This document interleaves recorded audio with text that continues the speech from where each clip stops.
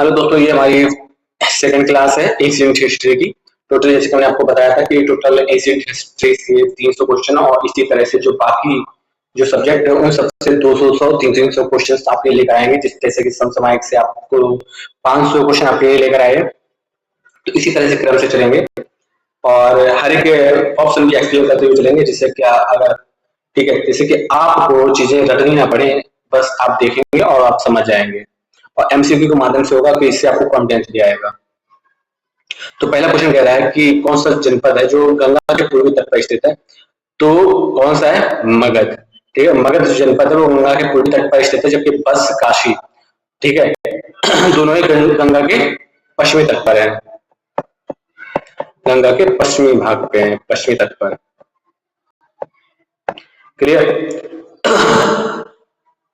और भी जान लेते हैं जो बत्स से महाजनपद है उसकी जो राजधानी कहाँ पे है। तो इसकी राजधानी जो बत्स की राजधानी कौशंबी है, कौशंबी। और ये कौशंबी थी, ठीक है। और ये जो बत्स है आज के टाइम पर ये इलाहाबाद, इसे ही इलाहाबाद बोला जाता है, इलाहाबाद या प्रयागराज, इलाहाबाद। अब तो प्रयागराज नाम पड़ गया है। काशी, वाराणसी की राजधानी, काशी की राजधानी वाराणसी है, वाराणसी। ठीक है, काशी की राजधानी वाराणसी है। यह गंगा के पश्चिमी तट पर ही स्थित है, लेकिन पूर्वी तट के करीब है। मगध के बारे में बात की जाए तो मगध आधुनिक बिहार के दक्षिण भाग में स्थित था। ठीक है, बिहार में, बिहार। ठीक है, मगध कहाँ है? मगध बिहार में है। ठीक है, पहले इसकी राजधानी जो फर्स्ट इसकी कैपिटल थी वो थी राजगृह, राजगृह। लेकिन बाद में सेकंड जब राजधानी परिवर्तित हुआ तो पाटलिपुत्र इसकी राजधानी बन गई, पाटलिपुत्र। क्लियर? आगे बढ़ते हैं। यह गंगा के पूर्वी तट पर स्थित एक विशाल और शक्तिशाली महाजनपद था जो अंतर अधिकांश महाजनपदों पर हावी था। टोटल महाजनपद 16 थे। और कुरु के बारे में बात करी जाए जो कि हमारा चौथा ऑप्शन है, तो कुरु महाजनपद आधुनिक दिल्ली और हरियाणा के बीच का स्थान है। ठीक है, ये दिल्ली और हरियाणा वाला एरिया है। ठीक है, अच्छा, दिल्ली और हरियाणा का एरिया है। ठीक है, इसकी राजधानी इंद्रप्रस्थ थी। कुरु की राजधानी क्या थी? इसकी कैपिटल क्या थी? इंद्रप्रस्थ। और इस इंद्रप्रस्थ के लिए तो कई सारे युद्ध हुए। प्रश्न आपने इसमें महाभारत में नाम आपने सुना होगा। ठीक है, इंद्रप्रस्थ के लिए काफी सारे युद्ध हुए थे। गंगा के काफी पश्चिम में था। नेक्स्ट क्वेश्चन है 102। अंग महाजनपद की राजधानी क्या थी? अंग महाजनपद की राजधानी चंपा थी। ठीक है, वैशाली, राजगृह और कौशाम्बी के बारे में बात करते हैं हम लोग। ठीक है, चंपा अंग, देखो चंपा के बारे में थोड़ी जान लो। चंपा अंग महाजनपद जो वर्तमान बिहार के भागलपुर और मुंगेर जिले में स्थित है की राजधानी चंपा थी, एक महत्वपूर्ण व्यापारिक केंद्र था। वैशाली की राजधानी बज्जी महाजनपद की राजधानी थी। ठीक है, वैशाली किसकी राजधानी थी? बज्जी महाजनपद की है, बज्जी, बज्जी की राजधानी थी वैशाली। और जो बज्जी में एक खासियत थी कि इसका कोई एक राजा नहीं होता था, मतलब राजा चेंज भी हो सकते थे। 8 कुल थे। ठीक है, 8 संघ थे। ठीक है, वो संघ इकट्ठे होते थे और एक राजा चुनते थे। राजगृह के बारे में बात की जाए और यहाँ पर जो बज्जी में गणराज्य था। ठीक है, राजगृह के बारे में बात की जाए तो राजगृह और बाद में इस राजगृह को राजगीर बोल दिया गया। मगध जनपद की प्रारंभिक राजधानी थी। कौशाम्बी के बारे में बात की जाए तो कौशाम्बी बत्स की राजधानी थी। ठीक है, बत्स की राजधानी कौशाम्बी, बत्स महाजनपद की राजधानी थी। ठीक है, आगे बढ़ते हैं। अजातशत्रु किस महाजनपद का शासक था? तो ये मगध का ही शासक था। ठीक है, और इसके पिता का नाम था बिंबिसार। इसके बारे में जान लो। अवंती से स्टार्ट करते हैं। अवंती महाजनपद की राजधानी उज्जैन है, उज्जैन। क्लियर? अवंती महाजनपद की राजधानी उज्जैन थी। प्रदूत अवंती का एक महत्वपूर्ण शासक था जो बिंबिसार के समकालीन था। मगध के बारे में बात करें तो अजातशत्रु हरेक वंश का एक शक्तिशाली शासक जिसने अपने पिता बिंबिसार को मारकर गद्दी संभाली थी। उसके शासन काल में मगध ने सबसे ज्यादा विस्तार हासिल किया। बज्जी संघ यानी कि वैशाली और कौशल पर विजय प्राप्त कर ली थी इसने। ठीक है, आगे बढ़ते हैं। काशी के बारे में बात करें तो काशी को मगध ने बाद में अपने अधीन कर लिया था। बज्जी के बारे में बात करें, बज्जी गणराज्य जहां अजातशत्रु ने विजय प्राप्त की थी। नेक्स्ट क्वेश्चन है 104। कौशल तो कौशल जनपद महाजनपद की राजधानी क्या थी? साकेत, श्रावस्ती, अयोध्या, कौशाम्बी। तो बताइए इस प्रश्न का राइट आंसर क्या होगा? ठीक है, कौशल श्रावस्ती, कौशल महाजनपद की राजधानी क्या थी? तो श्रावस्ती थी। श्रावस्ती कौशल महाजनपद की राजधानी थी। ठीक है, कौशल महाजनपद की राजधानी के संबंध में थोड़ा जटिलता है क्योंकि इसके दो प्रमुख केंद्र थे। ठीक है, अयोध्या, विद्या। लेकिन इस प्रश्न का राइट आंसर आप श्रावस्ती पर ही टिक करोगे। साकेत के बारे में बात करते हैं। साकेत आधुनिक अयोध्या है। ठीक है, जो साकेत है ये प्रेजेंट टाइम क्या है? ये अयोध्या है। नेम चेंज होते रहे। ठीक है, तो साकेत कौशल की एक महत्वपूर्ण राजधानी थी। इसे दक्षिण कौशल कहा जाता था। ठीक है, जो साकेत था इसको क्या कहा जाता था? दक्षिण कौशल। दक्षिण कौशल।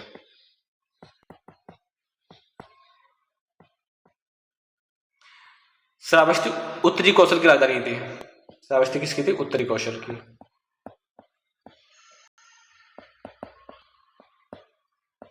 क्लियर? सबसे महत्वपूर्ण केंद्र भी था, खासकर बुद्ध के समय में बुद्ध ने अपने अधिकांश उपदेश श्रावस्ती में दिए थे। ठीक है, इसे आपको पता ही होगा। यह व्यापार और वाणिज्य का भी प्रमुख केंद्र था। अयोध्या के बारे में बात की जाए तो अयोध्या भी कौशल महाजनपद का हिस्सा था और इसे साकेत के नाम से जाना जाता था। कौशाम्बी के बारे में बात की जाए तो कौशाम्बी वत्स महाजनपद की राजधानी थी। ठीक है, ये किसकी राजधानी थी? वत्स महाजनपद की। क्लियर? आगे बढ़ते हैं। 16 महाजनपदों का उल्लेख किस निकाय किस ग्रंथ में मिलता है? अब इस विषय पर बात करते हैं कि जो 16 महाजनपद थे उनका उल्लेख किस ग्रंथ में मिलता है। तो अब जल्दी से इस प्रश्न का राइट आंसर बताइए। 16 महाजनपदों का उल्लेख किस ग्रंथ में मिलता है? इस प्रश्न का राइट आंसर क्या होगा? जो 16 महाजनपद थे ना, उनका उल्लेख अगंतुर निकाय में मिलता है। ठीक है, किसमें मिलता है? अगंतुर निकाय में। तो इस प्रश्न का राइट आंसर ऑप्शन नंबर ए हो जाएगा। क्लियर? अगंतुर निकाय एक बौद्ध ग्रंथ है जो सुत्त पिटक का हिस्सा है। अगंतुर निकाय किसका ग्रंथ है? बौद्ध ग्रंथ है। बौद्ध ग्रंथ है जो सुत्त पिटक का हिस्सा है। बौद्ध ग्रंथ है जो किसका हिस्सा है? सुत्त पिटक का हिस्सा है। सुत्त पिटक का हिस्सा है। ठीक है, इसमें 16 महाजनपदों की एक सूची मिलती है जो उस समय की राजनीतिक स्थिति का महत्वपूर्ण स्रोत था। दीपवंश के बारे में बात करते हैं। यह श्रीलंका की एक पाली बौद्ध ग्रंथ है जो द्वीप के प्राचीन इतिहास, विशेषकर बुद्ध के जीवन और बौद्ध धर्म के प्रसार संबंधित है। इसमें 16 महाजनपदों का उल्लेख नहीं मिलता है। महावंश के बारे में बात करिए, यह भी श्रीलंका की पाली बौद्ध ग्रंथ है जो दीप वंश का ही विस्तार करते हैं। ठीक है, अर्थवेद में बात की जाती है, वेदों में से एक है और इसमें जादुई मंत्र, प्रथाओं और दैनिक जीवों, ठीक है, आम जनता के बारे में बात की जाती है। तो इसमें भी 16 महाजनपदों का उल्लेख नहीं मिलता है। तो इस प्रश्न का right answer option number A ही होगा। बुद्ध का जन्म हुआ था लुम्बिनी में, कुशीनगर में, बोधगया में या श्रावस्ती में। इस प्रश्न का राइट आंसर बताइए कि बुद्ध का जन्म कहाँ हुआ था। तो इस प्रश्न का राइट आंसर होगा ऑप्शन नंबर ए, लुम्बिनी। ठीक है, तो लुम्बिनी जो कि कहाँ है? नेपाल में है। ठीक है, तो लुम्बिनी वह स्थान है जहाँ 563 ईसा पूर्व में गौतम बुद्ध का जन्म हुआ था। तो गौतम बुद्ध का जन्म कब हुआ था? 563 ईसा पूर्व में हुआ था। 563 बीसी में हुआ था। यह बौद्ध धर्म के 4 सबसे पवित्र स्थलों में से एक है लुम्बिनी। कुशीनगर के बारे में बात की जाए तो उत्तर प्रदेश वह स्थान है जहाँ बुद्ध ने महापरिनिर्वाण प्राप्त किया था। ठीक है, कुशीनगर में इन्होंने महापरिनिर्वाण प्राप्त किया। निर्वाण। ठीक है, महापरिनिर्वाण मृत्यु को बोलते हैं, नहीं, इन्होंने शरीर त्याग दिया था कुशीनगर में। बोधगया में बात की जाए तो यहाँ पर इन्होंने ज्ञान की प्राप्ति इनको यहीं पर हुई थी। बोधगया में ज्ञान प्राप्त हुई थी, जिसको बोला गया है धर्म चक्र प्रवर्तन। तो धर्म चक्र प्रवर्तन तो उस टाइम हुआ जब उन्होंने उपदेश दिए थे। ठीक है, तो बोधगया जो कि बिहार में है, जहाँ बुद्ध को बोधि वृक्ष के नीचे ज्ञान प्राप्त हुआ था। किसके नीचे? बोधि वृक्ष के नीचे। और बोधि वृक्ष को क्या कहते हैं? पीपल का पेड़। ठीक है, पीपल के नीचे इनको ज्ञान प्राप्त हुआ था। ठीक है, श्रावस्ती के बारे में बात की है। श्रावस्ती कौशल महाजनपद की राजधानी है। श्रावस्ती किसकी राजधानी है? कौशल की। कौशल। क्लियर? कौशल की राजधानी है। बुद्ध ने अपने जीवन का अधिकांश समय यही बिताया और सबसे अधिक उपदेश यही दी श्रावस्ती में। ठीक है, तो इसके बारे में आप ये जानना जरूर कि सबसे ज़्यादा उपदेश श्रावस्ती में ही दिए। उपदेश श्रावस्ती में ही दिए। क्लियर? आगे बढ़ते हैं। नेक्स्ट क्वेश्चन देखते हैं, बुद्ध को ज्ञान की प्राप्ति कहाँ हुई थी? तो राजगृह में, सारनाथ में, वैशाली या बुद्ध गया? तो बुद्ध गया में हुई थी, पीपल के पेड़ के नीचे। ठीक है। राजगृह के बारे में क्या जानते हैं आप? सारनाथ के बारे में, वैशाली। देखो सारनाथ में उन्होंने अपने 5 जो साथी थे, जो उनके साथ ज्ञान की खोज में निकले हुए थे, ठीक है, तो उनको उन्होंने ज्ञान यानी कि उन्होंने उपदेश दिए।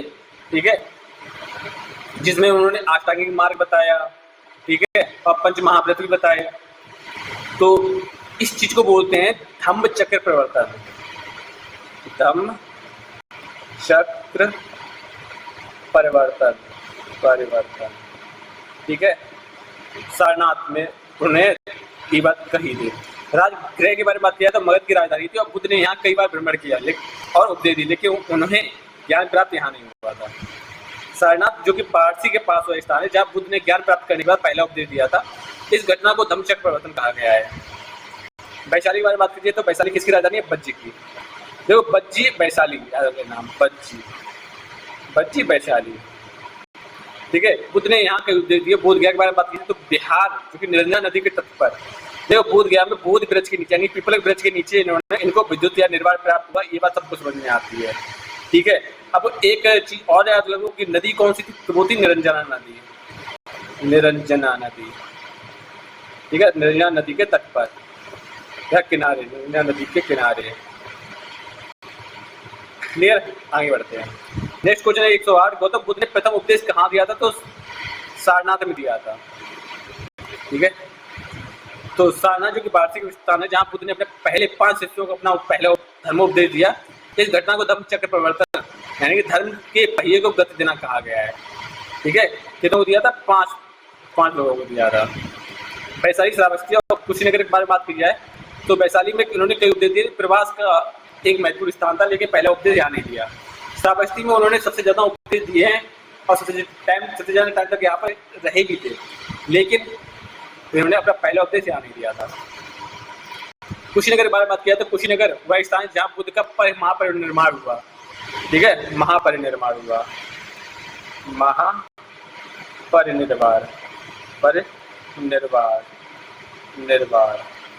देखो चीजें लिख इसलिए रहे जिससे कि आपके सामने आएंगी तो बार बार रिपीटेशन से ना आपको चीजें याद हो जाएगी बिना याद करे। महापरिनिर्वाण के समय बुद्ध की आयु थी तो जब उनको ठीक है उनकी मृत्यु उन्होंने शरीर त्यागा तो उस टाइम पीरियड में जो बुद्ध की आयु कितनी थी? 70 वर्ष, 75 वर्ष, 80 वर्ष या 85 वर्ष? तो सही आंसर हो जाएगा 80 वर्ष। 80 वर्ष की अवस्था में ठीक है इन्होंने अपना शरीर त्याग दिया था और 563 ईसा पूर्व में इन्होंने जन्म लिया था। बुद्ध के जन्म हुआ था 563 ईसा पूर्व में, 563 BC में। ठीक है, और 80 वर्ष बाद तो 63 में से 80 घटा तो लगभग ठीक है लगभग इन्होंने 483 ठीक है और मृत्यु हुई यानी कि इन्होंने शरीर त्यागा ठीक है 483 ईसा पूर्व में। क्लियर? यानी कि 80 वर्ष की अवस्था में। ठीक है, 80 वर्ष में। माता बुद्ध को महापरिनिर्वाण कहाँ हुआ था? तो कहाँ हुआ था? कुशीनगर में हुआ था। बोध गया बुद्ध को ज्ञान प्राप्त हुआ था। कुशीनगर वर्तमान कुशीनगर जिले में हुआ स्थान है जहाँ पर बुद्ध ने 80 वर्ष की अवस्था में अंतिम महापरिनिर्वाण प्राप्त किया, जिसका अर्थ भौतिक शरीर को त्यागना और निर्वाण की अंतिम अवस्था प्राप्त कर लेना है। लुम्बिनी वह बुद्ध का जन्म स्थान है। लुम्बिनी सारनाथ अपना पहला उपदेश दिया 5 ठीक है 5 साथियों को। क्लियर? बुद्ध ने अपना सारा जीवन किस भाषा में उपदेश दिया? संस्कृत में, प्राकृत में, पाली में या मगधी में? तो उन्होंने सारी जिंदगी भर पाली भाषा का उपयोग किया था। संस्कृत भाषा में बात करते हैं तो यह जात वर्ग और ब्राह्मण की भाषा थी, लेकिन आम लोगों द्वारा व्यापक रूप से नहीं बोली जाती थी। प्राकृत के बारे में बात करते हैं। प्राकृत विभिन्न बोलियों का एक समूह है जिसमें पाली एक प्रमुख बोली थी। जैन धर्म का ने प्राकृत का उपयोग किया था। ठीक है, पाली भाषा का प्रयोग किया बौद्ध ने, ठीक है, बुद्ध ने, प्राकृत भाषा का प्रयोग किया जैन ने, यानी महावीर स्वामी की बात जा रही है। तो ठीक है, अब बुद्ध के बारे में बात करते हैं पाली में। तो बुद्ध ने आम लोगों के बीच अपने उपदेश प्रचार करने के लिए पाली भाषा का प्रयोग किया, जो उस समय मगध और आसपास के क्षेत्रों में बोली जाने वाली सबसे बड़ी भाषा थी। प्रमुख बौद्ध ग्रंथ जैसे कि त्रिपिटक में पाली भाषा में लिखे गए हैं। ठीक है, तो बुद्ध जो पाली लैंग्वेज में कौन से ग्रंथ लिखे गए? त्रिपिटक। क्लियर, आगे बढ़ते हैं। मगधी के बारे में बात की जाए तो पाली मगधी की स्थानीय बोली से विकसित हुई है। ठीक है, पाली किससे विकसित हुई है? पाली मगध की स्थानीय बोली से विकसित हुई है, लेकिन मगधी एक सामान्य शब्द है, जबकि पाली विशेष रूप से बौद्ध ग्रंथ से जुड़ी हुआ है। क्लियर। नेक्स्ट क्वेश्चन है, गौतम बुद्ध का बचपन नाम क्या था? तो इनका बचपन नाम सिद्धार्थ था। क्लियर। अब पिता का नाम शुद्धोधन। सिद्धार्थ, गौतम बुद्ध का बचपन नाम सिद्धार्थ था, जिसका अर्थ है वह जो अपना लक्ष्य प्राप्त करता है। राहुल की बात किया जाता है, राहुल बुद्ध के पुत्र का नाम था। ठीक है, सिद्धार्थ के पुत्र का नाम राहुल था, पिता शुद्धोधन थे, और प्रिय और विश्वास पात्र शिष्य आनंद था। ठीक है, क्लियर। तो राहुल बेटा हो गया, शुद्धोधन पिता हो गए, आनंद प्रिय शिष्य हो गया गौतम बुद्ध का। बुद्ध के पिता शुद्धोधन किस वंश के थे? तो लिच्छवी, शाक्य, मौर्य या कौलिया। तो जो बुद्ध के पिता शुद्धोधन शाक्य वंश के राजा थे। लिच्छवी के बारे में बात की जाए तो लिच्छवी बज्जी महाजनपद का एक प्रमुख शक्तिशाली गणतंत्र कुल था। महावीर स्वामी की माता त्रिशिला लिच्छवी राजकुमारी थी। ठीक है, क्लियर है। शाक्य के बारे में बात की जाए तो शुद्धोधन शाक्य गणराज्य के प्रमुख थे, जो हिमालय के तलहटी में स्थित एक छोटी लेकिन स्वतंत्र रियासत थी। बुद्ध का अक्सर शाक्य मुनि यानी शाक्य वंश का साधु भी कहा जाता है। मौर्य के बारे में बात की जाए तो मौर्य वंश की स्थापना चंद्रगुप्त मौर्य ने की थी, बुद्ध के बाद बहुत आए। कोलीय वंश के बारे में बात करते हैं। कोलीय वंश बुद्ध की माता महामाया और उनकी सौतेली मां प्रजापति गौतमी का वंश था। शाक्य और कोली पड़ोसी संबंधित वंश थे। नेक्स्ट क्वेश्चन देखो, बुद्ध की माता का नाम क्या था? तो इनका नाम यशोधरा, माया, प्रजापति या गौतमी। तो इनका नाम माया था। ठीक है, बुद्ध की माता का नाम माया या महामाया बोल सकते हो, महामाया। ठीक है, गौतमी उनकी मौसी थी, और ये प्रजापति गौतमी एक ही नाम है। यशोधरा के बारे में बात की जाए तो बुद्ध की पत्नी और राहुल की माँ थी। ठीक है, ये पत्नी थी। ठीक है, गौतम बुद्ध यानी सिद्धार्थ यानी गौतम बुद्ध की पत्नी थी यशोधरा, जिनसे पुत्र हुए थे राहुल। बुद्ध का पुत्र राहुल था, देवदत्त चचेरा भाई था, आनंद शिष्य था। और नागसेन के बारे में बात की जाए तो नागसेन एक प्रसिद्ध बौद्ध भिक्षु थे, जिन्होंने मिलिंद पन्हु नामक ग्रंथ की रचना की थी, जिन्हें राजा मिलिंद यानी मिलांडर और उनके बीच संवाद हुए थे। ठीक है, नागसेन के बीच संवाद हुए थे। ठीक है, तो नागसेन ने किसकी रचना की थी? मिलिंद पन्हु की। मिलिंद पन्हु। क्लियर, आगे बढ़ते हैं। बुद्ध के प्रिय शिष्य कौन थे? तो आनंद थे, राहुल बेटा था, आनंद प्रिय शिष्य थे। और बात करते हैं, ठीक है, उपगुप्त के बारे में बात करते हैं। तो उपगुप्त एक बौद्ध भिक्षु थे, जिन्हें सम्राट अशोक का आध्यात्मिक गुरु माना जाता है। उपगुप्त को अशोक का आध्यात्मिक गुरु माना जाता है। अशोक का आध्यात्मिक गुरु माना जाता है। ठीक है, जिन्होंने अशोक का बौद्ध धर्म से दीक्षित किया था। सारिपुत्र के बारे में बात करें। सारिपुत्र बुद्ध के दो प्रमुख शिष्यों में से एक थे। दूसरे थे मोदल्यन। वे अपनी प्रज्ञा के लिए जाने जाते थे, संन्यास के लिए जाने जाते थे। प्रज्ञा का अर्थ होता है संन्यास। धर्मचक्र परिवर्तन से क्या आशय है? ज्ञान का प्राप्त प्रचार, संन्यास लेना, निर्वाण प्राप्त कर लेना, 4 आर्य सत्य बताना। इसका सही आंसर होता है 4 आर्य सत्य बताना। इस प्रकार धर्म के पहिए को गति देना। ठीक है, इसका सही अर्थ है। देखो, ज्ञान का प्रचार एक व्यापक अर्थ है। धर्मचक्र परिवर्तन विशेष रूप से पहले उपदेश को संदर्भित करता है। ठीक है, जहां पर उन्होंने 4 आर्य सत्य बताए थे। ठीक है, अब 4 आर्य सत्य के बारे में बात करते हैं। यह बहुत ठीक है। देखो, संन्यास लेना यह बुद्ध के गृह त्याग की घटना को संदर्भित करता है। निर्वाण प्राप्त करना यह बुद्ध के ज्ञान प्राप्ति की संदर्भित करता है। 4 आर्य सत्य के बारे में बात करते हैं। तो धर्मचक्र परिवर्तन घटना है जो बुद्ध ने सारनाथ में पहले उपदेश दिया था। इस उपदेश में उन्होंने 4 आर्य सत्य 4 नोबल ट्रूथ और अष्टांगिक मार्ग का प्रतिपादन किया जो बुद्ध धर्म के मूल सिद्धांत है। इसलिए यह धर्म के पहिए गति देने और उसके सिद्धांतों को स्थापित करने का प्रतीक है। बौद्ध धर्म के त्रय रत्न कौन है? 3 रत्न कौन है? सत्य, अहिंसा या बुद्ध धर्म संघ। ठीक है, तो इसका सही आंसर कौन सा हो जाएगा? बुद्ध धर्म और संघ, ये त्रिरत्न है। तो बुद्ध धर्म और संघ के बारे में बात करते हैं। तो ये बुद्ध धर्म के 3 रत्न है या त्रिरत्न कहलाते हैं। बौद्ध अनुयायी बुद्धम शरणम गच्छामि, यानी मैं बुद्ध की शरण में लेता हूँ। धर्मम शरणम गच्छामि, मैं धर्म की शरण में लेता हूँ। और संघम शरणम गच्छामि, मैं संघ की शरण में लेता हूँ का पाठ करते थे। लिख लो यहाँ पर। ठीक है, बुद्धम शरणम गच्छामि, बुद्धम शरणम गच्छामि, संस्कृत में है गच्छामि। ठीक है, दूसरा है धम्मम शरणम गच्छामि और संघम शरणम गच्छामि, यानी कि मैं बुद्ध की शरण लेता हूँ, मैं धम्म की शरण लेता हूँ, मैं संघ की शरण लेता हूँ। ये थे उनके त्रिरत्न। ठीक है, बुद्ध प्रबुद्ध गुरु, धर्म बुद्ध द्वारा सिखाए गए सिद्धांत, और संघ और बिच्छुओं का समुदाय है। क्लियर? सत्य, अहिंसा और ध्यान के बारे में बात करती है। बुद्ध धर्म के कुछ महत्वपूर्ण नैतिक और अभ्यास है, लेकिन त्रिरत्न नहीं। नेक्स्ट क्वेश्चन है कि माता बुद्ध ने कितने वर्षों तक उपदेश दिए? तो आप बताइए। तो बुद्ध ने 35 वर्ष की आयु में ज्ञान प्राप्त किया। ठीक है, ज्ञान प्राप्त हुआ उनको 35 वर्ष की आयु में, और मोक्ष मिला उनको 80 वर्ष की आयु में। तो इन दोनों के बीच का अंतर कितना है? लगभग 45 साल। ठीक है, तो उन्होंने जो उपदेश दिए कितने साल तक दिए? 45 सालों तक दिए। बुद्ध के अनुसार दुख का कारण क्या है? इच्छा को बोलते तृष्णा। ठीक है, तो यही है दुख का कारण। मोह दुख का कारण हो सकता है, लेकिन बुद्ध धर्म में इच्छा यानी तृष्णा को भी मूल कारण बताया गया है। बुद्ध के अनुसार दुखों से मुक्ति का मार्ग क्या है? चतुर्वर्ण यज्ञ, अष्टांगिक मार्ग या संन्यास? तो इसका सही आंसर हो जाएगा अष्टांगिक मार्ग। ठीक है, यह बौद्ध धर्म के 4 आर्य सत्यों का चौथा स्तंभ है, अष्टांगिक मार्ग। अच्छा, अष्टांगिक मार्ग कौन कौन से हैं? अच्छा, पहले सबसे छोड़ो, 4 आर्य सत्य बताओ।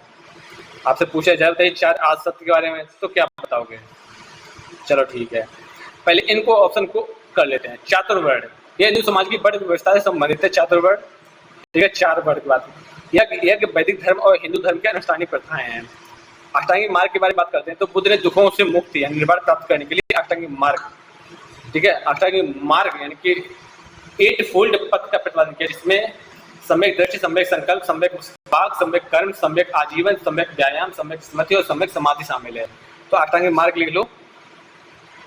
कौन कौन से? पहला हो गया सम्यक दृष्टि, सम्यक दृष्टि, ठीक है। दूसरा संकल्प,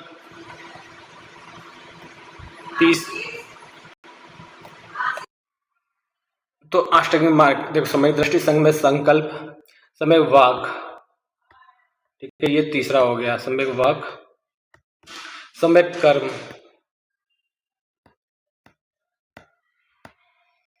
ठीक है, सम्यक कर्म हो गया। कितने हो गए? 4 हो गए। सम्यक आजीविका, आजीविका, छठा है सम्यक व्यायाम, सम्यक स्मृति, सम्यक समाधि।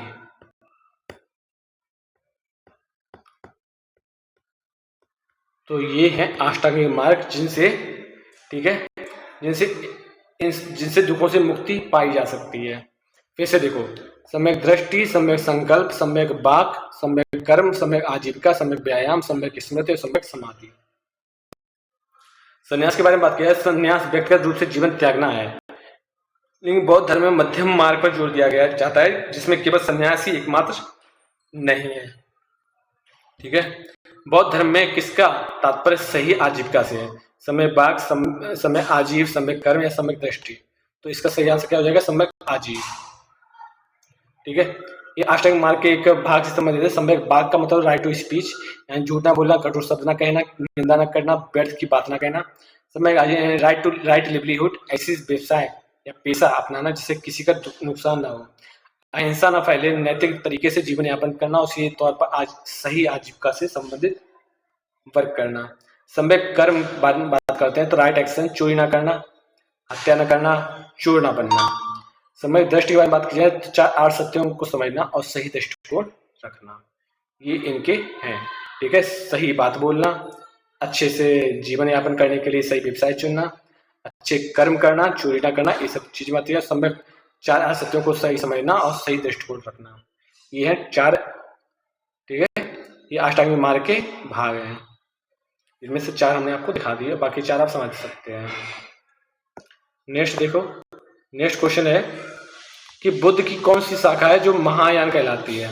बुद्ध को देवता मानने वाले, बुद्ध को गुरु मानने वाले, बुद्ध को भिक्षु मानने वाले, या केवल मोक्ष पर बल देने वाले। तो बुद्ध को देवता मानने वालों की संख्या महायान कहलाती है। ठीक है, तो महायान जो थे वो मूर्ति पूजा, भगवान बुद्ध को देवता यानी भगवान मानते थे, और ठीक है इनकी पूजा पर बल देते थे। ठीक है, पूजा अर्चना पर बात करते थे, मूर्ति पूजा के समर्थक थे। ठीक है, मूर्ति पूजा के समर्थक थे। ठीक है, लेकिन हीनयान ऐसा नहीं था, वो बुद्ध को महापुरुष मानते थे और मूर्ति पूजा के विरोधी थे। क्लियर? देखो, बुद्ध को देवता मानने वाले महायान जो हैं, धर्म एक प्रमुख शाखा है हीनयान महायान की, जो बुद्ध को देवता है, दिव्य प्राणी के रूप में मानते थे, और बुद्ध जो निर्वाण प्राप्त करने के बाद दूसरों की सहायता के लिए रुकते हैं कि अवधारणा पर बल देते थे। इसे मूर्ति पूजा और कर्म कांड में भी शामिल थे। बुद्ध को गुरु मानने वाले में हीनयान जो थे यार, ठीक है, शाखा बुद्ध को एक महान शिक्षक या गुरु मानते थे, आगे को देखता। बौद्ध भिक्षु परंपरा में बात की जाए तो ये दोनों शाखाएं मौजूद थे, केवल मोक्ष को बलिदान देने वाली। ठीक है, हीनयान व्यक्तिगत रूप निर्माण पर बल देती थी, महायान का लक्ष्य सभी प्राणियों की मुक्ति थी। नेक्स्ट क्वेश्चन देखो,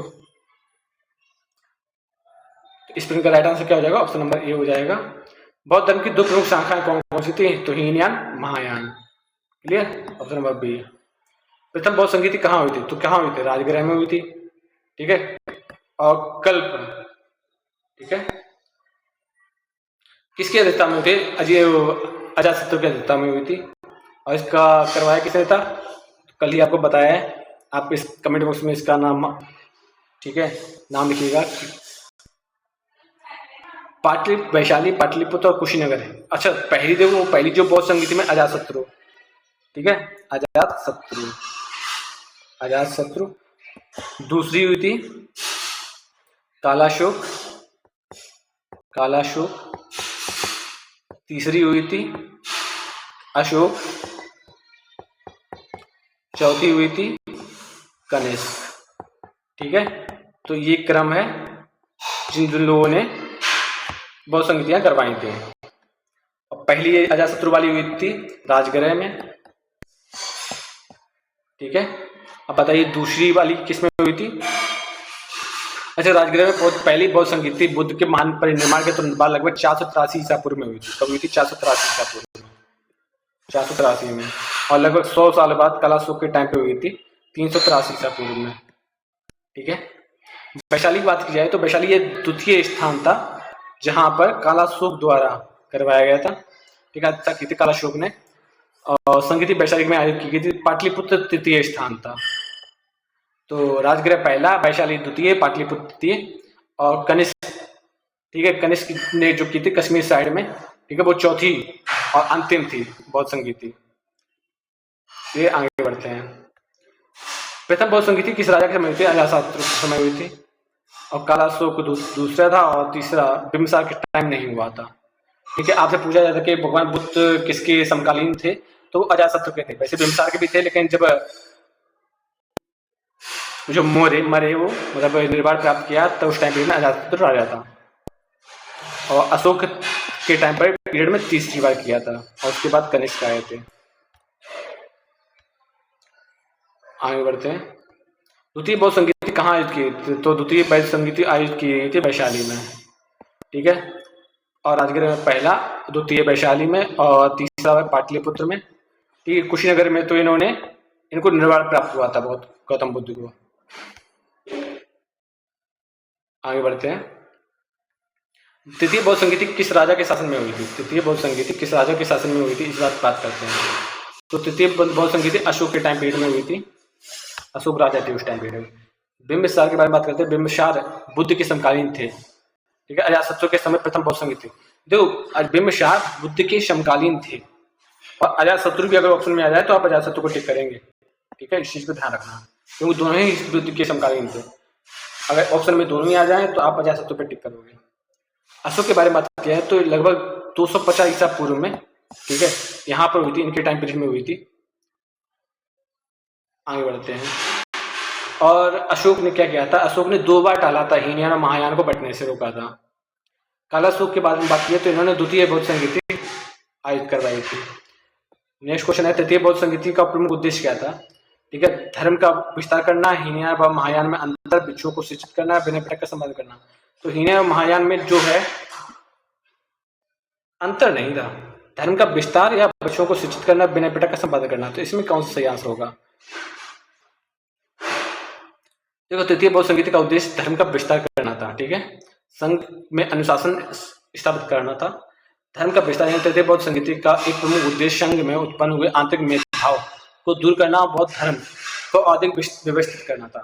इसके बाद ही अशोक ने बौद्ध धर्म के प्रचार के लिए विदेशों में मिशनरियों को भेजा, जो धर्म के विस्तार का एक महत्वपूर्ण कदम था। इस संगीत में कथावत्थु नामक ग्रंथ को अभिधम पिटक में शामिल कर लिया गया, जिसमें विभिन्न मतों को खंडन किया गया। हीनयान और ऐसा कुछ नहीं था, हीनयान और महायान का विभाजन चौथी बौद्ध संगीति में हो गया था। बिच्छुओं को शिक्षित करना एक निरंतर प्रक्रिया थी, ना कि संगीत का मुख्य उद्देश्य। विनय पिटक का संपादन प्रथम बौद्ध संगीति में हो गया था। चौथी बौद्ध संगीति कहाँ आयोजित की थी? तो कुंडलबन, राजगृह, कश्मीर या श्रीवर्ती। तो इसका सही आंसर होगा कश्मीर, क्लियर। और जो कुंडलबन था वो कहाँ था? कश्मीर में। तो इस प्रश्न का राइट आंसर ऑप्शन नंबर ए हो जाएगा, क्लियर। तो कश्मीर में कहीं भी हो सकती है, लेकिन इन्होंने कुंडलबन बोल दिया, तो कुंडलबन कहाँ है? कश्मीर में है, ठीक है। तो ये चौथी बौद्ध संगीति कुंडलबन में हुई थी। किसके टाइम पे हुई थी? कनिष्क के टाइम पर हुई थी। नेक्स्ट क्वेश्चन है, अशोक के समय बौद्ध धर्म किस दिशा में प्रचारित हुआ? अशोक के समय बौद्ध धर्म किस दिशा में प्रचारित हुआ, इस बारे में बात करते हैं।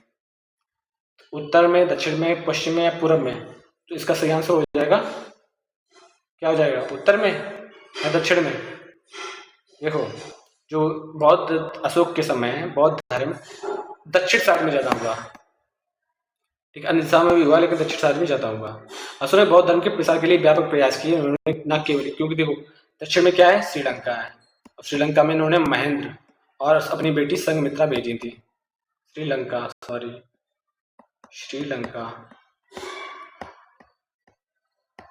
ठीक है, जहाँ के वहाँ के, जब श्रीलंका गए तो वहाँ के राजा ने बौद्ध धर्म अपना लिया था। तो अशोक ने बौद्ध धर्म के प्रसार के लिए व्यापक प्रयास किए, उन्होंने न केवल भारत के विभिन्न हिस्सों में, बल्कि दक्षिण पूर्व एशिया, जो विशेषकर श्रीलंका है, और पश्चिम एशिया तक के धर्म के प्रचार भेजा। हालांकि उनके पुत्र महेंद्र और पुत्री श्रीलंका दक्षिण भेजा था, इसलिए दक्षिण दिशा में एक महत्वपूर्ण प्रचार क्षेत्र हुआ। देखिए, अन्य दिशा में भी फैला, विकल्पों में दक्षिण है सबसे विशिष्ट और महत्वपूर्ण है, खासकर श्रीलंका के संदर्भ में। अशोक ने किस देश में अपने पुत्र महेंद्र को भेजा था? श्रीलंका में भेजा था। तिब्बत में बौद्ध धर्म का प्रसार बाद में हुआ, विशेषकर तिब्बती राजा संग्रह गोम्पे 7वीं सदी में। म्यांमार में भी बौद्ध धर्म का प्रसार हुआ, लेकिन महेंद्र को श्रीलंका भेजा गया था। बौद्ध धर्म की शिक्षा के लिए स्तूपों का निर्माण सर्वप्रथम किसने कराया? तो बौद्ध धर्म की शिक्षा के लिए स्तूपों का निर्माण एक ही लोग हैं जो करवा सकते हैं, वो है अशोक, ठीक है। अशोक बौद्ध धर्म की शिक्षा के लिए स्तूपों का निर्माण अशोक ने करवाया था। बुद्ध ने स्वयं स्तूपों का निर्माण नहीं करवाया था, इनके अवशेषों पर के बाद, ठीक है, उनके अवशेषों पर बाद में स्तूप बनाए गए। अशोक के बारे में बात की जाए तो सम्राट अशोक ने बौद्ध धर्म के प्रचार के लिए महत्वपूर्ण भूमिका निभाई। उन्होंने बुद्ध के अवशेषों पर कई स्तूप में वितरित करवाया और पूरे साम्राज्य में हजारों स्तूपों और विहारों का निर्माण करवाया। सांची और सारनाथ के स्तूप इसके प्रमुख उदाहरण है, ठीक है। कनिष्क के बारे में बात की जाए, कनिष्क ने भी बौद्ध धर्म का संरक्षण किया और स्तूपों का निर्माण करवाया, विशेषकर चौथी बौद्ध संगीति के बाद, लेकिन अशोक पहले थे। बिम्बिसार के बारे में बात की जाए तो ये अशोक, ये बुद्ध के समकालीन कह सकते हो आप, लेकिन अगर ऑप्शन डिसाइड करेगा कि तो इसका उत्तर क्या होना चाहिए, लेकिन उन्होंने स्तूपों के निर्माण में कोई उल्लेखनीय भूमिका नहीं निभाई। बौद्ध धर्म के साहित्य की भाषा क्या थी? तो बौद्ध धर्म के साहित्य की भाषा क्या थी? तो एक जो साहित्य की भाषा पाली में थी, ठीक है। तो संस्कृत बाद में महायान ग्रंथों में संस्कृत का उपयोग किया गया था, लेकिन प्रारंभिक जो बौद्ध साहित्य भाषा था वह पाली था। ठीक है, पाली प्रारंभिक बौद्ध साहित्य, इसमें त्रिपिटक, विनय पिटक, सूत्र पिटक, अभिधम्म पिटक शामिल है, मुख्य रूप से पाली भाषा में लिखे गए थे, क्योंकि बुद्ध ने अपने उपदेश आम लोगों की भाषा में दिए थे। प्राकृत के बारे में बात करते हैं तो प्राकृत विभिन्न बोलियों का एक समूह है और जैन साहित्य मुख्य रूप से प्राकृत में लिखा गया था। ठीक है, जो जैन साहित्य है, ठीक है, ये इंपॉर्टेंट बन जाता है क्योंकि ये क्या किस में लिखा गया था, ये प्राकृत में लिखा गया था, प्राकृत में। क्लियर। और जो बौद्ध साहित्य है वो पाली में लिखा गया था। महायान की बात छोड़ दें, कौन सा ग्रंथ बौद्ध धर्म का हिस्सा नहीं है, तो विनय पिटक, सूत्र पिटक, उपनिषद नहीं, क्योंकि उपनिषद किसका हिस्सा है, उपनिषद वेदों का हिस्सा है। विनय पिटक में क्या पढ़े थे, भिक्षुओं के नियम, बुद्ध का जीवन, कथाएं या उपदेश, तो बताइए विनय पिटक में क्या है। ठीक है, भिक्षुओं के नियम है। विनय पिटक में क्या है, भिक्षुओं के नियम है कि उनको जब कोई व्यक्ति या स्त्री जब बौद्ध धर्म अपनाते हैं तो वो उनके लिए क्या क्या नियम होने चाहिए, इन नियमों के बारे में चर्चा है विनय पिटक में। ठीक है, जो कि इसके बहुत ज्यादा जानकार हैं वो पाली। बुद्ध के जीवन के लिए जातक कथाएं हैं। ठीक है, आगे बढ़ते हैं। तो जातक कथाएं बुद्ध के जीवन की कहानियां कहती हैं, या बुद्ध के पूर्व जन्म की कथाएं, बुद्ध के जीवन की कहानियां या बुद्ध के पूर्व जीवन की कथाएं। तो इसका सही आंसर क्या होना चाहिए, तो इसका सही आंसर होना चाहिए बुद्ध के पूर्व के जन्म की कथाएं हैं, जातक कथाएं। ठीक है, बुद्ध के पूर्व जातक कथाएं बुद्ध के बोधिसत्व यानी ज्ञान प्राप्त करने से पहले के जन्मों के रूप में विभिन्न जानवरों या मनुष्यों के रूप में किए गए कार्यों और उनकी नैतिक शिक्षाओं का संग्रह है। वे बौद्ध नैतिक अवगुणों को दर्शाती है। धर्मशास्त्र के बारे में बात की, धर्मशास्त्र मुख्य रूप से हिंदू कानून और धार्मिक कर्तव्यों से संबंधित है। संघ व्यवस्था के बारे में बात की, संघ व्यवस्था विनय पिटक में पढ़े थे। किस बौद्ध ग्रंथ में बुद्ध के उपदेशों का संकलन है, बुद्ध के उपदेशों का संकलन है, सूत्र पिटक में, विनय पिटक में, अभिधम्म पिटक में या जातक कथाओं में, तो बताइए बुद्ध के उपदेशों का संकलन किस में है, तो है सूत्र पिटक में। जो बुद्ध के उपदेश हैं वो सभी सूत्र पिटक में है। कैसे अगर व्याख्या की जाए तो त्रिपिटक के भाग में सूत्र पिटक, विनय पिटक, अभिधम्म पिटक, इनके बारे में बात करते हैं। सूत्र पिटक त्रिपिटक का सबसे महत्वपूर्ण भाग है जिसमें बुद्ध द्वारा दिए गए उपदेश, प्रवचन और संवाद संकलित हैं। ठीक है, विनय पिटक के बारे में बात की जाए तो संघ के नियम है। ठीक है, नियम है, रूल। ठीक है, विनय पिटक में रूल है। अभिधम्म पिटक की बात करें तो बौद्ध दर्शन और मनोविज्ञान संबंधित जो बुद्ध के उपदेशों को दार्शनिक व्याख्या है। अभिधम्म पिटक में दार्शनिक व्याख्या है बुद्ध के जीवन के बारे में, दार्शनिक व्याख्या है। क्लियर। जातक में बुद्ध के पूर्व जन्म की कथाएं हैं कि वो पहले क्या थे। कि सम्राट को प्रियदर्शी कहा जाता था, तो सम्राट अशोक को ही प्रियदर्शी कहा जाता था। ठीक है, चंद्रगुप्त मौर्य वंश के संस्थापक थे और इन्हीं टाइम पे चाणक्य भी आप सुने, आपने जाना होगा, जिन्होंने कौटिल्य, जिन्होंने चाणक्य, जिन्होंने अर्थशास्त्र की रचना की थी जिसमें राजनीति के बारे में उन्होंने बताया था। सम्राट अशोक उनको उनके शिलालेखों में अक्सर देवान प्रियदर्शी, ठीक है, या प्रियदर्शी, देवताओं का प्रिय जो देखने में प्रिय कहा गया है। ये उपाधि उनके धार्मिक झुकाव और जन कल्याण के प्रति उनकी प्रतिबद्धता को दर्शाती है। कनिष्क कुषाण वंश के प्रसिद्ध शासक थे। हर्षवर्धन पुष्यभूत वंश के एक महान शासक थे जिनकी राजधानी बाद में इन द एंड कन्नौज पड़ी थी और इन्होंने शिफ्ट की थी थानेश्वर से।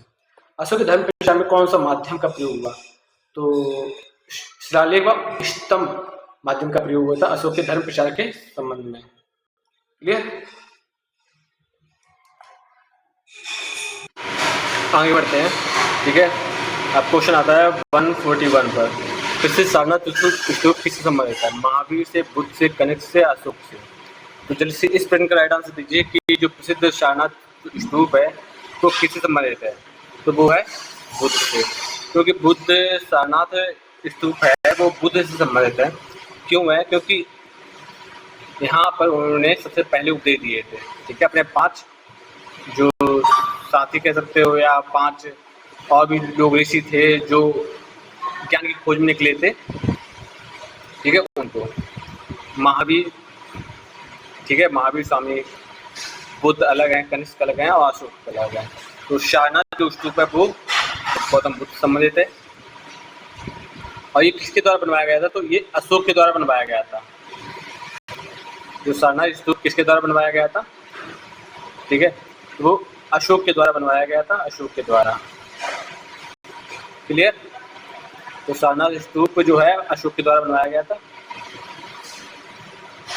महावीर के बारे में बात करते हैं। महावीर जैन धर्म से संबंधित थे। बुद्ध, ठीक है, सारनाथ स्तूप विशेषकर धम्मेक स्तूप उस स्थान पर स्थित है जहाँ बुद्ध ने ज्ञान प्राप्ति के बाद अपना पहला उपदेश दिया था। यह बुद्ध के जीवन की 4 प्रमुख घटनाओं में से एक है। बाद में अशोक ने भी यहाँ स्तूपों और स्तंभों का निर्माण करवाया था। ठीक है, तो धम्मेक आपसे जो सारनाथ में कौन सा है, सारनाथ स्तूप है, ठीक है, और धम्मेक स्तूप कहाँ पर है? एक स्तूप के बारे में बात करते हैं, धम्मेक स्तूप। धम्मेक स्तूप, तो ये धम्मेक स्तूप के बारे में क्या है? तो ये उस स्थान पर स्थित है जहाँ बुद्ध ने ज्ञान प्राप्ति के बाद अपना पहला उपदेश दिया था। यानी कि सारनाथ में तो दिया ही था, ठीक है, इसलिए सारनाथ स्तूप है, और यहीं पर धम्मेक स्तूप भी है।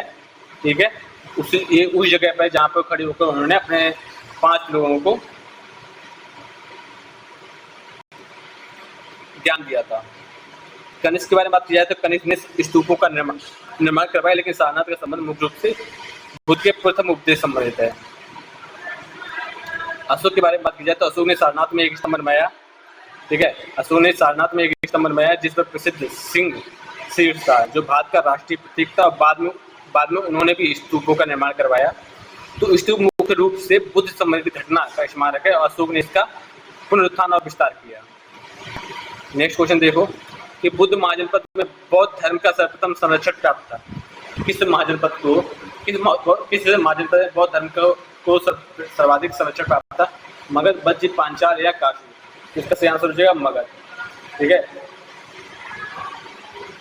अजातशत्रु ने किया, उसका अशोक ने किया। ठीक है, तो ये सभी क्या कौन से? मगध से ही थे। आगे बढ़ते हैं।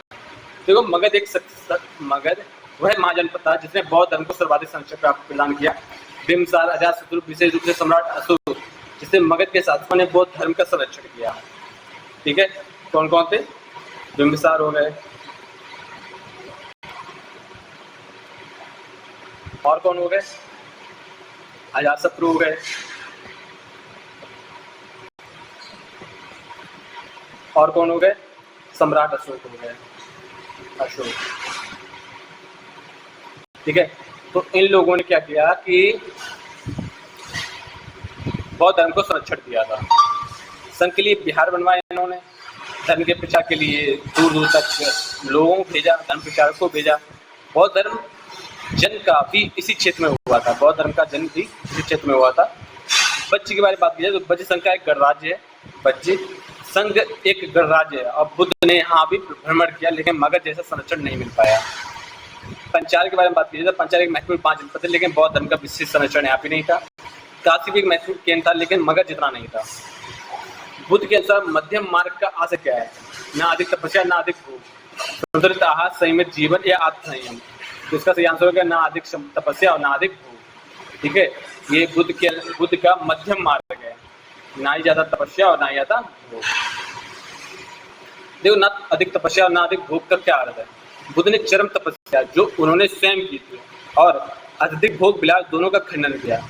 उन्होंने मध्य मार्ग यानी मिडिल पथ का उपदेश दिया, जो इन दोनों चरम सीमाओं के बीच का रास्ता है, जिसमें संयम, संतुलन और ज्ञान पर जोर दिया ताकि निर्वाण प्राप्त किया जा सके। संतुलित आहार के बारे में बात की जाए तो यह मध्यम मार्ग का छोटा सा हिस्सा है, लेकिन इसका पूर्ण अर्थ नहीं। आगे बढ़ते हैं। अच्छा, हाँ ठीक है, संतुलित आहार यह मध्यम मार्ग का एक छोटा सा हिस्सा है, लेकिन इसका पूर्ण अर्थ नहीं निकाल सकते हैं। क्वेश्चन नंबर 144 देखो, महायान शाखा का प्रमुख केंद्र कहाँ था? तो अब जल्दी बताइए, महायान शाखा का प्रमुख केंद्र क्या था? देखो, महायान शाखा थी क्या? देखो, हीनयान जब गौतम बुद्ध नहीं रहे दुनिया में, तो उसके बाद 2 शाखाएं पनपी। तो महायान शाखा का प्रमुख केंद्र कहाँ था? तो महायान शाखा का प्रमुख केंद्र कहाँ था, इसके बारे में बात करते हैं। नालंदा, अमरावती, वैशाली या सारनाथ? तो जल्दी से इस प्रश्न का राइट आंसर दीजिए कि जो महायान है, जो शाखा, जैसे कि आपको पता है कि 2 में बढ़ गई थी, एक महायान है और एक हीनयान। ठीक है, तो वहीं में एक महायान जो शाखा है उसका प्रमुख केंद्र कहाँ था? नालंदा, अमरावती, वैशाली या सारनाथ। तो इसका सही आंसर क्या हो जाएगा? तो इसका सही आंसर हो जाएगा नालंदा। ठीक है, नालंदा जो कि बिहार में एक प्राचीन मठ है, ठीक है, और विश्वविद्यालय था, जो महायान बौद्ध धर्म शिक्षा का एक प्रमुख केंद्र बन गया था। यहाँ दूर दूर से छात्र और विद्वान आते थे। अमरावती के बारे में बात की जाए, ठीक है, ये कहाँ पे? अमरावती आंध्र प्रदेश में, आंध्र प्रदेश में, ठीक है। तो आंध्र प्रदेश में एक महत्वपूर्ण बौद्ध स्थल तथा स्तूप थे जो हीनयान महायान दोनों से संबंधित थे। विशेषकर अमरावती स्कूल ऑफ आर्ट के लिए प्रसिद्ध है, ठीक है। अमरावती किसके लिए प्रसिद्ध है? School of art, school of art, ठीक है। तो अमरावती स्कूल ऑफ आर्ट के लिए फेमस था। वैशाली बात करते हैं तो वैशाली द्वितीय बौद्ध संगीति का स्थल था, ठीक है। सेकंड जो बौद्ध संगीति थी वो वैशाली में हुई थी, और प्रथम कहाँ हुई थी? राजगृह में, ठीक है, राजगृह। क्लियर है? सारनाथ के बारे में बात की जाए तो यहाँ पर उन्होंने अपने गौतम बुद्ध ने 5 अपने को जो उनके साथ ज्ञान प्राप्त करने के लिए गए थे उनको उपदेश दिया था, ठीक है, और अष्टांगिक मार्ग बताया था कि आपको मोक्ष कैसे प्राप्त करना है। नेक्स्ट क्वेश्चन देखो कि बौद्ध धर्म के अनुयायी किस व्रत का पालन करते थे? सत्य और अहिंसा का, पंचशील का, 10 शील का या त्रिरत्न का? तो जो बौद्ध धर्म के अनुयायी थे वो पंचशील का व्रत का पालन करते थे, पंचशील व्रत का पालन करते थे, जो लोग बौद्ध धर्म को अपनाते थे। क्लियर? बौद्ध धर्म के नैतिक कुछ सिद्धांत हैं, जैसे कि सत्य और अहिंसा के बारे में बात की जाए तो ये जैन धर्म के भी मूल सिद्धांत हैं। सत्य और अहिंसा, बौद्ध धर्म, जैन धर्म, इन सबके मूल सिद्धांत हैं। बौद्ध धर्म में महत्वपूर्ण है, लेकिन पंचशील विशिष्ट बौद्ध व्रत है, ठीक है। आगे बढ़ते हैं। नेक्स्ट 10 शील के बारे में बात करते हैं। अच्छा, पंचशील के बारे में और चीजें जान लो कि जीव हत्या से व्रत रहना, या अहिंसा, चोरी ना करना, व्यभिचार से व्रत रहना, ठीक है, लालच ना करना, झूठ ना बोलना और मादक पदार्थों का सेवन ना करना, ये कुछ पंचशील थे, 5 व्रत थे जो बौद्ध धर्म को मानते थे, वो इसका पालन करते थे। 10 शील के बारे में बात की जाए तो ये बिच्छुओं और बिछड़ियों के लिए अधिक कठोर नियम है, ठीक है, जिसको 10 नैतिक नियम कहा जाता है, जिसमें संगीत और मनोरंजन से दूर रहना, सुगंधित पदार्थों का उपयोग ना करना आदि शामिल है। त्रिरत्न के बारे में बात की जाए तो त्रिरत्न शरण लेने की वस्तुएं हैं, व्रत नहीं है, ठीक है। सम्यक धर्म, सम्यक ज्ञान, सम्यक आचरण। नहीं, बुद्धम शरणम गच्छामि, धम्मम शरणम गच्छामि, ठीक है। नेक्स्ट क्वेश्चन है कि बौद्ध भिक्षु वर्षा ऋतु में कहाँ निवास करते थे? जंगलों में, संगारामों में, गुफाओं में या मंदिरों में? तो बताइए कि जो बौद्ध भिक्षु थे वो जब वर्षा ऋतु होते थे तो वह कहाँ निवास करते थे? तो वो संगारामों में निवास करते थे। जंगलों में भिक्षु सामान्यतः विचरण करते थे, लेकिन वर्षा ऋतु में एक जगह रहते थे। संगारामों में बात की जाए तो वर्षा ऋतु के दौरान बौद्ध भिक्षु और भिक्षुड़ी स्थायी मठों, ठीक है, संगारामों को ही क्या बोला जाता है? मठ बोला जाता है, ठीक है। इसी को मठ की संज्ञा दी जाती है, संगारामों। तो आप मठों से आप समझ में आ गया होगा कि यहाँ जो बौद्ध लोग थे वो मठों में रहा करते थे। गुफाओं के बारे में बात की जाए तो कुछ भिक्षु गुफाओं में भी निवास करते थे, विशेषकर प्रारंभिक काल में, या उन क्षेत्रों में जहाँ संगाराम नहीं थे। मंदिरों के बारे में बात की जाए तो मंदिरों का निर्माण बाद में बौद्ध धर्म में हुआ था। नेक्स्ट क्वेश्चन है कि 147 देखो, बुद्ध के विचारों को बुद्ध वचन किस ग्रंथ में कहते हैं? बुद्ध के विचारों को बुद्ध वचन किस ग्रंथ में कहते हैं? सुत्त पिटक, उपनिषद, विनय पिटक या धम्म? ठीक है, तो इस प्रश्न का राइट आंसर बताइए, कौन सा सही आंसर होगा? बुद्ध के विचारों को बुद्ध वचन किस ग्रंथ में कहते थे? तो इसका जो सही आंसर हो जाएगा वो सुत्त पिटक हो जाएगा विशेष रूप से। लेकिन धम्म पद भी बुद्ध वचन का ही हिस्सा था, ठीक है। इस प्रश्न का राइट आंसर सुत्त पिटक होगा। सुत्त पिटक के में बुद्ध के अधिकांश उपदेश और प्रवचन शामिल हैं, जिन्हें सीधे बुद्ध के मुख से निकले यानी बुद्ध वचन माना जाता है। तो शुद्ध बुद्ध वचन के बारे में आप जानते हो कि सुत्त पिटक के अंदर जो भी है वो सब उपदेश हैं, ठीक है। तो बुद्ध जो गौतम बुद्ध जो भी कुछ बोलते थे वो सभी सुत्त पिटक में नोट कर लिया जाता था। उपनिषद के बारे में बात किया तो ये हिंदू ग्रंथ है। विनय पिटक के बारे में बात किया तो संघ के कुछ नियम होते थे, रूल्स के बारे में विनय पिटक बात करता है, रूल्स, ठीक है, रूल्स एंड रेगुलेशंस। धम्मपद के बारे में बात किया जाए तो धम्मपद सुत्त पिटक के खुदक निकाय का ही एक हिस्सा, जिसमें बुद्ध के कहे गए छंदों और शिक्षाओं का संग्रह है। इसे बुद्ध के सीधे वचनों में एक महत्वपूर्ण संग्रह माना जाता है। प्रश्न में सबसे व्यापक विकल्प सुत्त पिटक है, क्योंकि धम्मपद उसका एक भाग है। यदि धम्मपद एक अलग विकल्प के रूप में होता तो वह भी सही होता, लेकिन सुत्त पिटक अधिक समग्र है। क्लियर? बना धम्मपद बिल्कुल सही आंसर था अगर सुत्त पिटक ना होता तो। आगे बढ़ते हैं। बुद्ध के अनुसार जीवन का अंतिम लक्ष्य क्या है? धर्म पालन, ज्ञान प्राप्ति, मोक्ष या निर्वाण? तो इनका जो सही आंसर होगा क्या होगा, निर्वाण होगा, क्योंकि इन्होंने क्या प्राप्त किया था, निर्वाण प्राप्त किया था। अहिंसा परमो धर्म किस विचारधारा का मूल आधार है, वेद, जैन, बौद्ध या उपनिषद। तो जो अहिंसा परमो धर्म है ये किसका है, जल्दी से इस प्रश्न का राइट आंसर बताइए कि अहिंसा परमो धर्म किस विचारधारा का मूल आधार है। तो इसका सही आंसर हो जाएगा जैन। ठीक है, अहिंसा परमो धर्म जैन विचारधारा का मूल आधार है। देखो वेद के बारे में बात किया तो वेदों में यज्ञों में पशु बलि का विधान था, हालांकि बाद में अहिंसा भी बल दिया गया। जैन धर्म, देखो वेदों की वजह से जैन आया है, अहिंसा परमो धर्म ये जैन धर्म का मूल मंत्र है। जैन धर्म में अहिंसा के को सभी व्रतों में सर्वश्रेष्ठ स्थान दिया गया है, इसका पालन अत्यंत कठोर से किया जाता था। बौद्ध के बारे में बात किया है तो बौद्ध धर्म भी अहिंसा पर जोर देता है, लेकिन जैन धर्म जितना कठोर नहीं था, यह उनका मूल मंत्र नहीं था, लेकिन जैन धर्म का मूल मंत्र ही अहिंसा परमो धर्म था। उपनिषद के बारे में बात किया है तो उपनिषद में दार्शनिक अवधारणाएं, लेकिन यह अहिंसा परमो धर्म का मूल आधार नहीं है। तो इस प्रश्न का right answer option number B हो जाएगा और ऊपर वाले का ऑप्शन नंबर डी। ठीक है, और 175 का ऑप्शन नंबर ए क्लियर है। आगे बढ़ते हैं। नेक्स्ट क्वेश्चन है कि बौद्ध धर्म की किस शाखा में बुद्ध को ईश्वर समान माना गया है। तो महायान, ठीक है, महायान की जो शाखा है उसमें बौद्ध धर्म को गॉड माना गया। ठीक है, और जो महायान थे वो मूर्ति पूजा के समर्थक थे। ठीक है, मूर्ति पूजा के समर्थक थे। ठीक है, लेकिन जो हीनयान था वो थोड़ा अलग था, वो इनको गौतम बुद्ध को महापुरुष मानता था, महापुरुष। ठीक है, तो महापुरुष मानता था, लेकिन और हाँ, मूर्ति पूजा का भी घोर विरोधी था। मूर्ति पूजा का विरोधी था। ठीक है, जब हीनयान और महायान दोनों अलग हो रहे थे, जो ठीक है, जो हीनयान और जो महायान अलग हो रहे थे, तो अशोक ने बहुत कोशिश की थी कि इसके बंटवारे ना हो, लेकिन इन द एंड जो चौथी बौद्ध संगीति हुई थी कनिष्क के टाइम में, वो बट गया था, हीनयान और महायान में डिवाइड हो गए थे। आगे बात करते हैं थेरवाद के बारे में। बात करें तो थेरवाद ही हीनयान का वर्तमान नाम है। महायान शाखा में बुद्ध को एक दिव्य ईश्वरीय प्राणी के रूप में पूजा जाता था। इस शाखा में बुद्ध की मूर्ति का निर्माण और पूजा की जाती थी, और बोधिसत्वों को भी पूजा जाता था। बोधिसत्व के बारे में बात की जाए तो बोधिसत्व एक अवधारणा है जो महायान बौद्ध धर्म में महत्वपूर्ण है, जहाँ वे प्राणी हैं जिन्होंने निर्वाण प्राप्त कर लिया, लेकिन दूसरों को मुक्ति दिलाने में मदद करने के लिए पुनर्जन्म लेते हैं। वे स्वयं बुद्ध नहीं बल्कि महायान का एक हिस्सा है, ऐसी बात कहते थे। अब बात करते हैं जैन धर्म का प्रथम तीर्थंकर कौन था। तो अब थोड़ा फास्ट पढ़ते हैं। ठीक है, जैन धर्म के प्रथम तीर्थंकर कौन थे। तो पार्श्वनाथ, महावीर, ऋषभदेव या सुमितनाथ। तो प्रथम तीर्थंकर ऋषभदेव थे। आपसे ये पूछा जाए कि जैन धर्म की स्थापना किसने की थी, तो किसने की थी, जैन धर्म की स्थापना किसने की थी, महावीर स्वामी ने, बिल्कुल। ठीक है, पार्श्वनाथ के बारे में आप थोड़ा बहुत जान लो कि पार्श्वनाथ 23वें तीर्थंकर थे। ठीक है, कौन से नंबर के तीर्थंकर थे, 30वें नंबर के तीर्थंकर थे। उन्होंने 4 प्रमुख सिद्धांत दिए, सत्य, अहिंसा, अस्तेय और अपरिग्रह।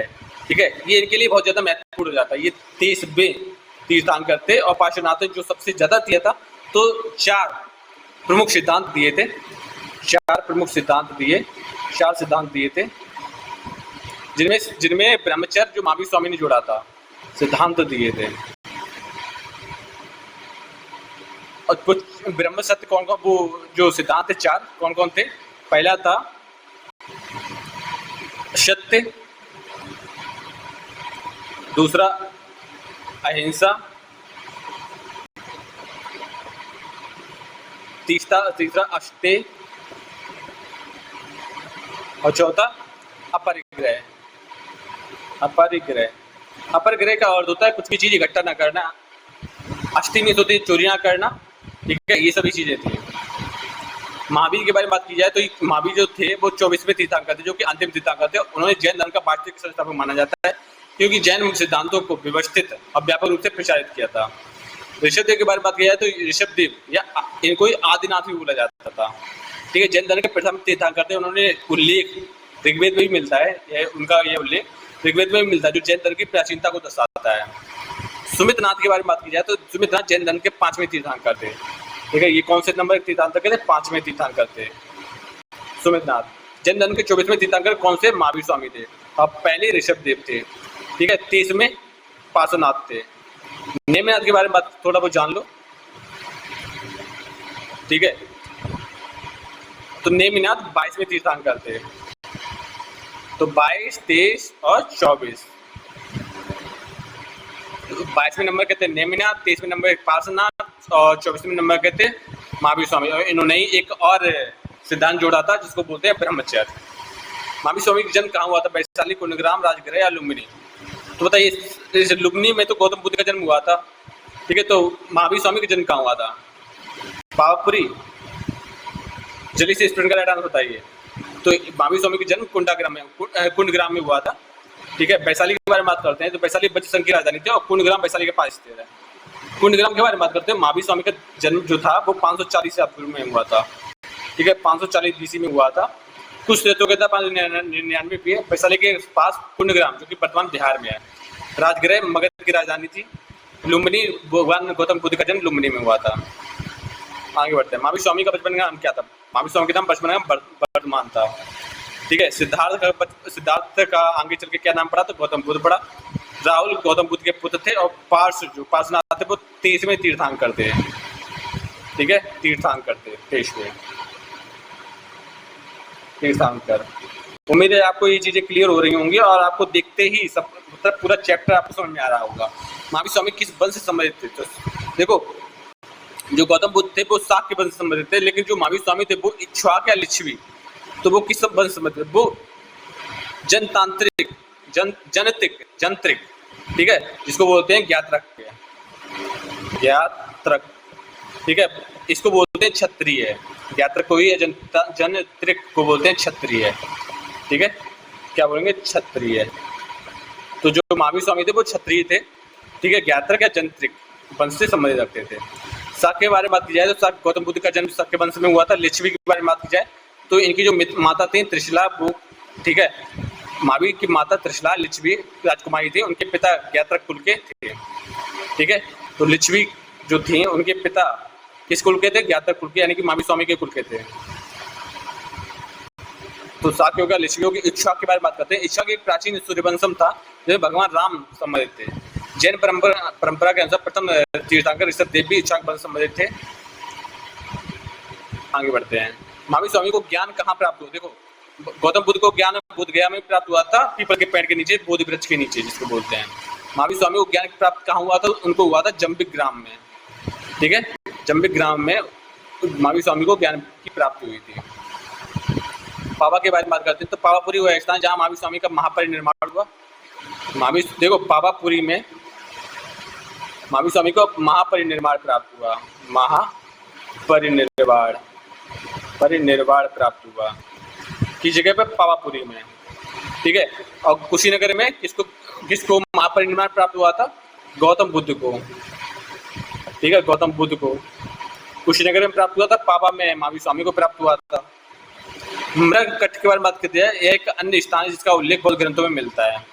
जंबिक ग्राम के बारे में बात कीजिए। महावीर स्वामी को 42 वर्ष की आयु में, ठीक है, महावीर स्वामी को 42 वर्ष की अवस्था में तपस्या के बाद 12 वर्ष तपस्या करने के बाद जंबिक ग्राम के पास ऋजुपालिका नदी के नीचे, ठीक है। किस नदी के पास? ऋजुपालिका।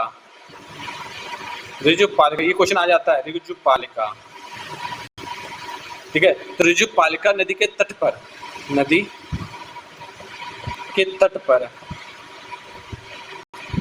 पर एक साल वृक्ष के नीचे,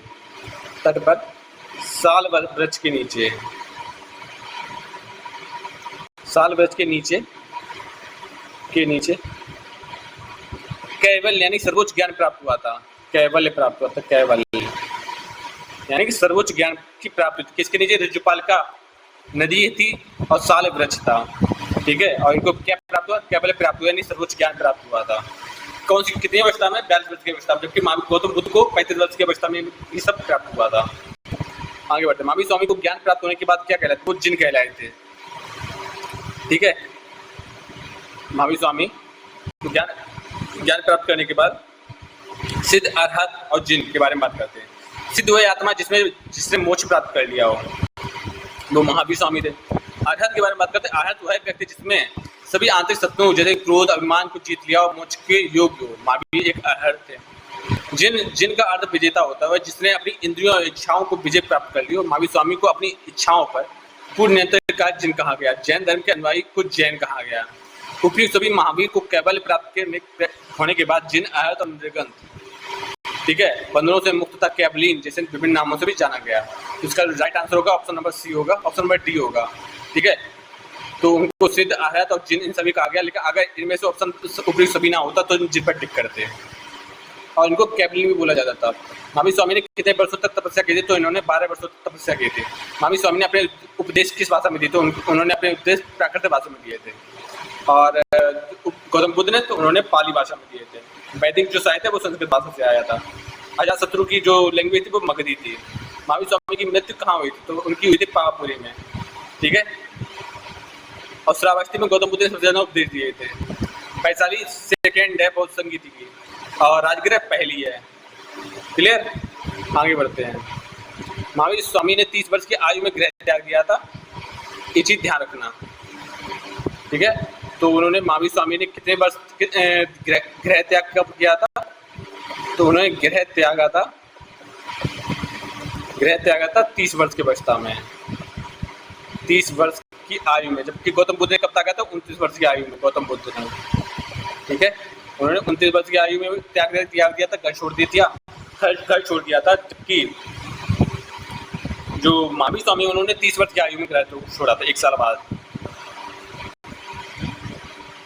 महावीर स्वामी की मृत्यु जो ऐसा जैन धर्म के अनुसार तीर्थंकर का अर्थ क्या है? धर्म का प्रचारक, संत, मार्गदर्शक या मोक्ष प्राप्त संत। अब इस प्रश्न का राइट आंसर बताइए कि जो महावीर स्वामी की मृत्यु कहाँ हुई?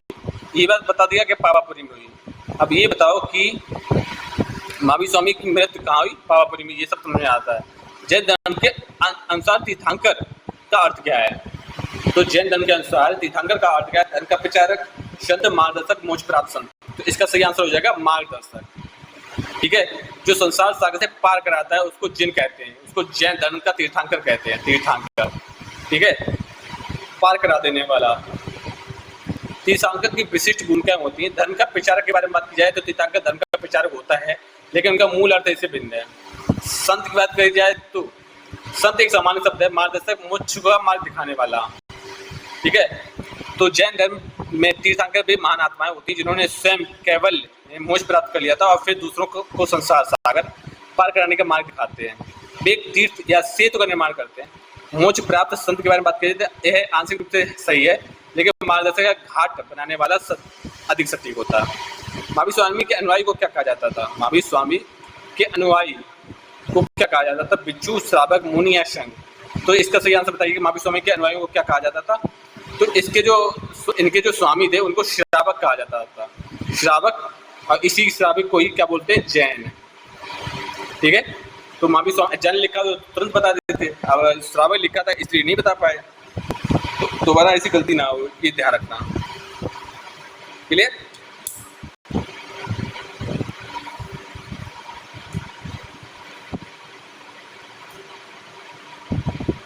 तो महावीर स्वामी के अनुयायी को श्रावक या जैन कहा जाता था। जैन समुदाय के सदस्यों के नाम है। बिच्छू के बारे में बात करिए, बौद्ध धर्म के सन्यासी के लिए भी उपयुक्त होता है, ठीक है।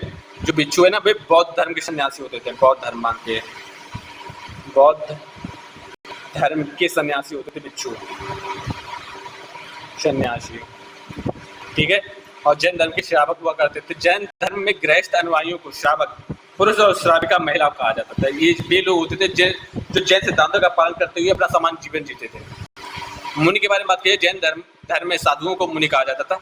संघ के बारे में बात करिए, संघ जैन और बौद्ध दोनों धर्मों में धार्मिक समुदाय का संदर्भित करता है। नेक्स्ट, जैन धर्म में कुल कितने तीर्थंकर हुए थे? जैन धर्म में टोटल 24 तीर्थंकर हुए थे, जिनमें से 24 में थे महावीर स्वामी, 23 में थे पार्श्वनाथ, 22 में थे नेमि, ठीक है। और पहले थे ऋषभदेव। क्लियर? महावीर स्वामी के समकालीन कौन थे? देखो, महावीर स्वामी के समकालीन कौन थे? चाणक्य, बुद्ध, अशोक या हर्ष। तो इसका सही आंसर हो जाएगा बुद्ध। तो महावीर स्वामी के समकालीन बुद्ध थे।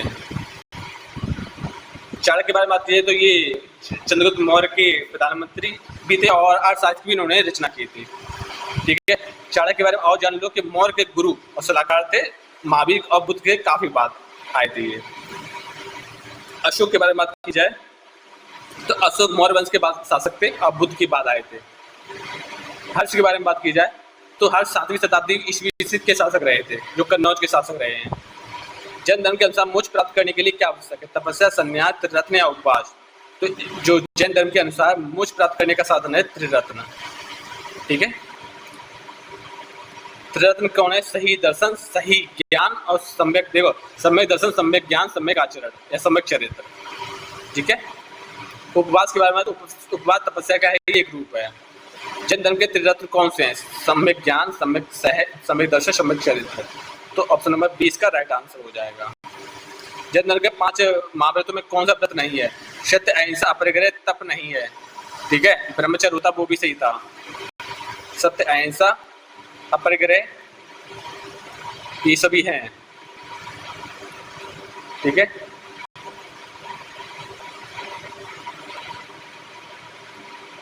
अष्टि भी है, एक ये भी है, अष्टि है। ठीक है, और क्या है? ब्रह्मचर्य। ब्रह्मचर्य क्लियर। जैन धर्म में अहिंसा का क्या अर्थ है? अहिंसा किसी जीव को ना मारना, या सच बोलना, चोरी ना करना, या संयम। तो अहिंसा का अर्थ होता है किसी जीव को ना मारना। ठीक है, ऑप्शन नंबर ए इसका राइट आंसर हो जाएगा। नेक्स्ट देखो, महावीर ने गृह त्याग किस वर्ष किया था? महावीर स्वामी ने गृह त्याग 30 वर्ष की आयु में किया था, और गौतम बुद्ध ने 29 वर्ष की अवस्था में किया था। ठीक है, इनको जो प्राप्त हुआ था, निर्वाण कब प्राप्त हुआ, कितनी अवस्था में प्राप्त हुआ था? अच्छा, महावीर स्वामी को तो 80 वर्ष की अवस्था में प्राप्त हुआ था, तो इनको कब प्राप्त हुआ था, इस बारे में बात करते हैं। अच्छा, महावीर स्वामी ने कितने वर्षों तक उपदेश दिए? अब बताओ, महावीर स्वामी ने कितने वर्षों तक उपदेश दिए?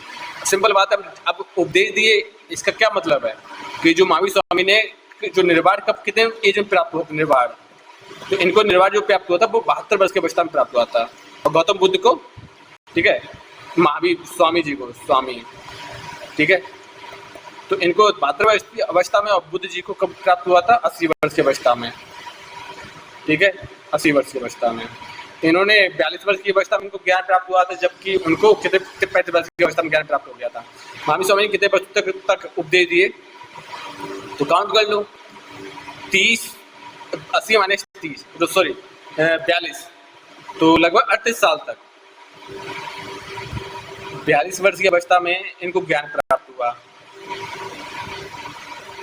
यहाँ से क्यों काम कर रहे हैं? 72 से काम करो ना। 42 वर्ष की अवस्था में इनको ज्ञान प्राप्त हुआ, 72 अवस्था तक वो जिए थे, तो कितने जिए थे? 7 में 4 गया 3, लगभग उन्होंने 30 साल तक उपदेश दिए थे।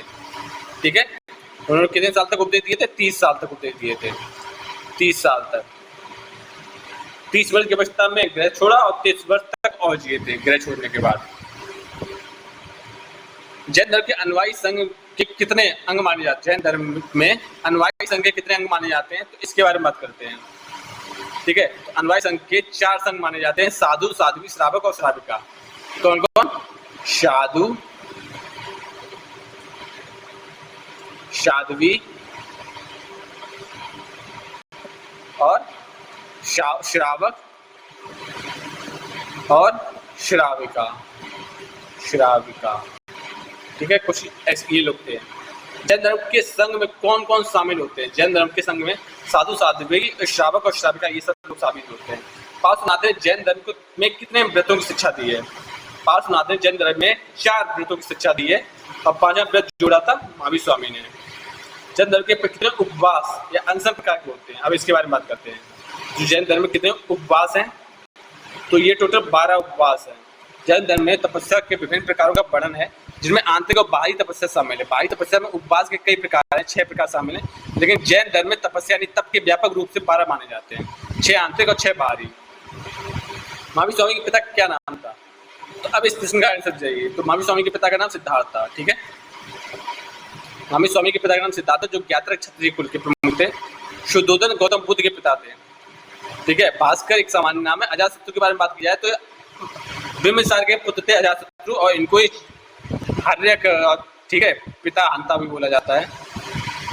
महावीर स्वामी की माता का नाम क्या था? तो इनकी माता का नाम माया देवी था, सॉरी त्रिशला था। महावीर स्वामी की माता का नाम क्या था? त्रिशला था। देखो, त्रिशला महावीर स्वामी की माता का नाम था, जो लिच्छवी राजा चेटक की बहन थी। माया देवी गौतम बुद्ध की माता थी। ठीक है, गौतम बुद्ध की माता थी माया देवी, और त्रिशला किसकी थी? महावीर स्वामी की। यशोधरा के बारे में बात की जाए तो गौतम बुद्ध की पत्नी यशोधरा, ठीक है। गौतमी के बारे में बात की जाए तो प्रजापति गौतमी, गौतम बुद्ध की सौतेली माँ और मौसी कह सकते हो।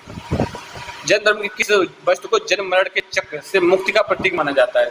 जन्म मरण के चक्र से, इसको बोलते हैं त्रिरत्न मोक्ष, धर्म चक्र या सिद्ध लोक। इसका सही आंसर हो जाएगा मोक्ष। यानी कि मोक्ष के मिल जाना मतलब है कि बार बार आपको संसारिक जीवन में आना नहीं पड़ेगा, एक बार में आप गए तो बस अब आप जैन से जिए। जैन धर्म में मोक्ष प्राप्त आत्मा कहाँ वास करती है? स्वर्ग, नरक, सिद्धलोक या पृथ्वी?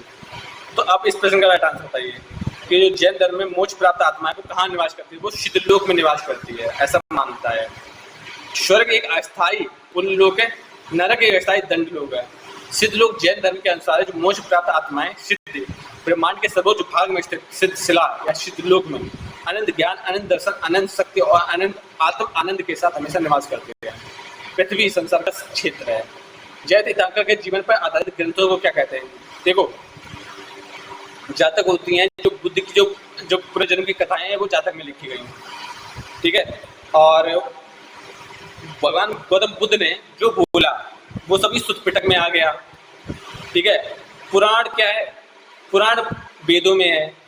तो अब बताइए इस प्रश्न का राइट आंसर कौन सा हो जाएगा? तो सिंपल सा बात है, कल्पसूत्र। जैन तीर्थंकरों के जीवन पर आधारित ग्रंथों को क्या कहा जाता है? कल्पसूत्र कहा जाता है, ठीक है। क्या कहा जाता है? कल्पसूत्र।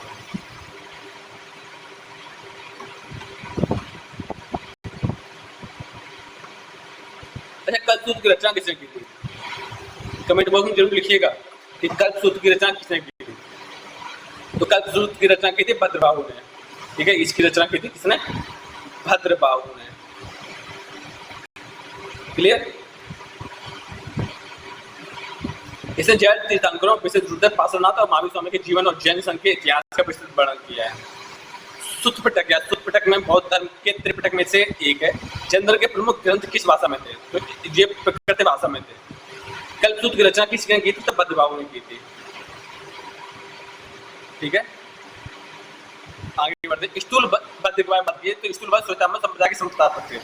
कैसा होता कि एक जो जैन धर्म था, जैन धर्म आगे जाकर दो धर्मों में बट गया, ठीक है। दो प्रमुख संप्रदाय में बट गया। क्या क्या नाम था? एक था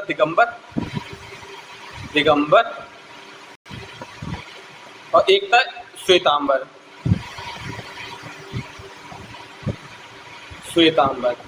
ठीक है, दिगंबर और श्वेतांबर। तो अब इनकी चर्चा चलेगी। जैन धर्म के दो प्रमुख संप्रदाय कौन कौन से? श्वेतांबर और दिगंबर थे। और हीनयान, महायान, बुद्धवाला था, बुद्धवाला एरिया बुद्ध के, और श्वेतांबर और दिगंबर जैन धर्म के थे, ठीक है। दिगंबर संप्रदाय के अनुयायी क्या धारण करते? दिगंबर। अच्छा, श्वेतांबर क्या धारण करते? श्वेतांबर सफेद वस्त्र धारण करते थे, लेकिन दिगंबर कोई वस्त्र धारण नहीं करते थे, ठीक है। आकाश को वस्त्र के रूप में धारण करते थे। ये बिच्छू पूर्णतः नग्न का अभ्यास करते थे। अब महिलाओं को मोक्ष के योग नहीं मानते थे। समझ में आ रहा है? जो दिगंबर संप्रदाय के लोग थे वो महिलाओं को मोक्ष के योग नहीं मानते थे, ठीक है। वो मानते थे कि महिला मोक्ष के योग ही नहीं है, और ये नग्न अवस्था में रहते थे, बिल्कुल न्यूड रहते थे, बिल्कुल शरीर पर कोई कपड़ा नहीं। जबकि जो श्वेतांबर है वो सफेद वस्त्र धारण करते थे। क्लियर है? ये बिच्छू सफेद वस्त्र धारण करते महिलाओं को मोक्ष प्राप्त करने में सक्षम मानते थे। आगे बढ़ते हैं। दिगंबर संप्रदाय के अनुयायी क्या धारण नहीं करते? तो वो वस्त्र धारण नहीं करते थे। इसमें राइट आंसर ऑप्शन नंबर ये होगा। श्वेतांबर संप्रदाय के बिच्छू क्या पहनते थे? सफेद वस्त्र धारण पहनते थे, ठीक है।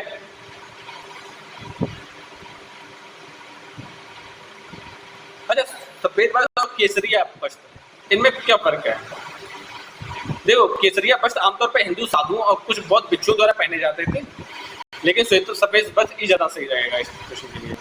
जैन मंदिरों का प्रसिद्ध स्थापत्य शैली कौन सी थी? अब बताइए, जो जैन धर्म की जो प्रमुख स्थापत्य शैली थी वो कौन सी शैली से बने हुए थे? तो वो नागर शैली से बने हुए थे। नागर शैली से आपको पता है कि नागर शैली ऊपर वाली साइड में है, ठीक है। और जो द्रविड़ शैली है वो साउथ एरिया में ज्यादातर मिलेगी आपको। तो नागर शैली भारत में कई प्रसिद्ध जैन मंदिर नागर शैली जो उत्तरी भारतीय मंदिर वास्तुकला में निर्मित है। जैसे खजुराहो का जैन मंदिर, राजस्थान का दिलवाड़ा मंदिर जैन मंदिर, ठीक है। विशेष रूप से मारू गुज्जर शैली जो नागर का एक उप समूह है उससे बने हुए हैं। दिगंबर राजस्थान का दिलवाड़ा और ठीक है खजुराहो का जैन मंदिर। बेसर के बारे में बात की तो ये नागर जो बेसर शैली है वो नागर और द्रविड़ दोनों कई मिक्स रूप है। जैन शैली के बारे में बात करते हैं। जैन शैली स्वयं में एक व्यापक शब्द है, लेकिन जब वास्तुकला शैलियों की बात करते हैं तो अक्सर नागर व द्रविड़ शैलियों के भीतर आती है, जिनमें जैन धर्म के विशिष्ट आइकनोग्राफ और लेआउट होते हैं। सबसे प्रसिद्ध जैन मंदिर नागर शैली के अंतर्गत आते हैं। नेक्स्ट क्वेश्चन है कि जैन धर्म का प्रतीक उपवर्तन चक्र किसका प्रतीक है? उपवर्तन, अहिंसा, धर्म, मोक्ष या ध्यान। अब इस प्रश्न का राइट आंसर बताइए। उपवर्तन चक्र होता है धर्म का। जैन धर्म का एक समान प्रतीक जिसमें जैन प्रतीक या उपवर्तन चक्र कहलाता है। यूनिवर्सल सिंबल या जैनिज्म में कई तत्व सम्मिलित होते हैं। इसके बीच में चक्र यानी व्हील का एक होना धर्म चक्र को दर्शाता है, जो जैन धर्म के सिद्धांतों का प्रतीक है, और यह कर्म के चक्र से मुक्ति का भी प्रतीक है। इसके ऊपर सिद्ध शिला और रत्न भी होते हैं। यह प्रतीक जैन धर्म के मौलिक सिद्धांतों को समाहित करता है और आमतौर पर धर्म और संसार चक्र दोनों को प्रतिनिधित्व करता है। जैन धर्म में कितने नरक हैं? अब बताओ जैन धर्म में कितने नरक हैं? तो इनके अनुसार टोटल 4 नरक है। जैन धर्म के अनुसार ब्रह्मांड विज्ञान में 7 नरक या अधोलोक माने जाते हैं। पृथ्वी के नीचे स्थित है। इन नरकों में बुरे कर्मों के कारण आत्माओं को अस्थायी रूप से दुख भोगना पड़ता है। जैन धर्म के अनुसार जीवन का अंतिम लक्ष्य क्या है? मोक्ष है। ठीक है, जीवन का अंतिम लक्ष्य मोक्ष है। जैन धर्म में सबसे बड़ा पाप पुण्य क्या है? सॉरी, पुण्य क्या है? सत्य, ज्ञान, तप, अहिंसा। तो इसका सही आंसर हो जाएगा अहिंसा। सबसे बड़ा पुण्य अहिंसा है। कि जैन ग्रंथ में महावीर के जीवन का विवरण मिलता है। देखो बुद्ध के जीवन का विवरण किसमें मिलता है? सुत्त पिटक में, और पुराने जीवन का किसमें मिलता है? जातक कथाओं में। लेकिन महावीर के जीवन का विवरण कहाँ मिलता है? अंग, कल्पसूत्र, चूलिका या तत्वार्थ सूत्र। अब इस प्रश्न का राइट आंसर दीजिए। जो कल्पसूत्र है उनमें महावीर के जीवन का विवरण मिलता है। अंग के बारे में बात कीजिए। अंग जैन सिद्धांतों में ग्रंथों का एक समूह जिसमें विभिन्न उपदेश और नियम शामिल है, लेकिन विशेष रूप से महावीर के जीवन केंद्रित ही नहीं है। चूलिका सूत्र जैन आगम ग्रंथों से परिशिष्ट है। तत्वार्थ सूत्र जैन दर्शन का एक व्यवस्थित ग्रंथ है। तत्वार्थ सूत्र किसने लिखा था? बदबाहु, महावीर, उमा स्वाति और भिक्षुक। तो इसका सही आंसर होगा उमा स्वाति। तो तत्वार्थ सूत्र किसने लिखा था? तो उमा स्वाति ने लिखा था। बदबाहु ने क्या लिखा था? बदबाहु ने कल्पसूत्र की रचना की थी। कल्पसूत्र अभी आप पढ़ के आए जीवन के बारे में। महावीर ने उपदेश दिए जो, ठीक है। भिक्षु उपगुप्त के बारे में बात की जाए तो उपगुप्त अशोक के गुरु थे। आगे देखते हैं। श्वेतांबर परंपरा का मुख्य तीर्थ स्थल कौन सा है? श्री समेत शिखर, पावापुरी, गिरनार या अयोध्या। तो अब इस प्रश्न का आंसर दीजिए। ये श्वेतांबर परंपरा का प्रमुख तीर्थ स्थल कौन सा है? तो समेत शिखर है। और शत्रुंजय और माउंट आबू जो है, ठीक है। समेत शिखर कहाँ पे? माउंट आबू। माउंट आबू, ठीक है। तो माउंट आबू श्वेतांबर परंपरा का प्रमुख जैन तीर्थ स्थल है। और आगे बात करते हैं पावापुरी के बारे में बात करते हैं। अच्छा, श्री समेत शिखर के बारे में आप जान लो। ये कहाँ पर है? ये झारखंड में। झारखंड। तो माउंट आबू कहाँ है? झारखंड में। जैन धर्म का एक अत्यंत पवित्र तीर्थस्थल है जहाँ 24 से 20 तीर्थंकरों ने मोक्ष प्राप्त किया था। यह दिगंबर और श्वेतांबर दोनों के लिए महत्वपूर्ण है, लेकिन श्वेतांबर के लिए एक विशिष्ट महत्वपूर्ण है। शत्रुंजय, पालीताना और माउंट आबू दिलवाड़ा मंदिर में श्वेतांबरों के प्रमुख केंद्र रहे थे। पावापुरी के बारे में बात की जाए तो महावीर स्वामी को वहाँ पर निर्माण नहीं मिला था। गिरनार के बारे में बात की जाए तो गिरनार जो कि गुजरात में है। कहाँ? गुजरात में। यह पावापुरी गुजरात में दिगंबरों का एक प्रमुख स्थल है। 22वें तीर्थंकर थे, नेमिनाथ से जुड़ा है। अयोध्या की बात की जाए, अयोध्या जैन धर्म के प्रथम तीर्थंकर ऋषभदेव का जन्म स्थल है अयोध्या। तो जो ऋषभदेव है वो कहाँ के थे? अयोध्या के थे। दिगंबर संप्रदाय का प्रमुख स्थल कौन सा है? देखो श्वेतांबर का तो समेत शिखर है। अब दिगंबर का कौन सा होगा? तो दिगंबर का होगा सिरवट बेलगोला, ठीक है। तो सिरवट बेलगोला जो कि कहाँ है? कर्नाटक में।